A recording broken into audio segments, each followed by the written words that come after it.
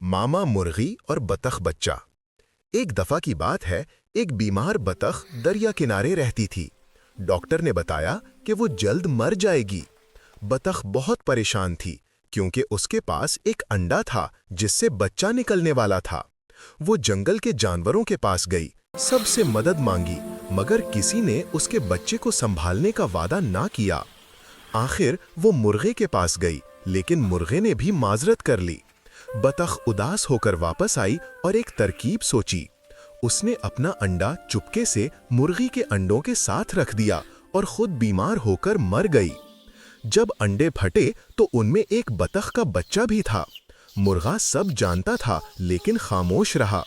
मुर्गी ने बतख के बच्चे को कबूल ना किया और उसे सबसे अलग रखा, मगर दो छोटे चूजे उसके दोस्त बन गए। एक दिन वो दरिया के किनारे सैर को गए। अचानक एक चूजा पानी में गिरकर डूबने लगा। बतख का बच्चा फौरन कूदा और उसे बचाकर बाहर ले आया। ये देखकर मुर्गी को अपनी गलती का एहसास हुआ। उसने बतख के बच्चे से माफी मांगी और उसे अपना बेटा बना लिया। फिर सब खुशी से रहने लगे।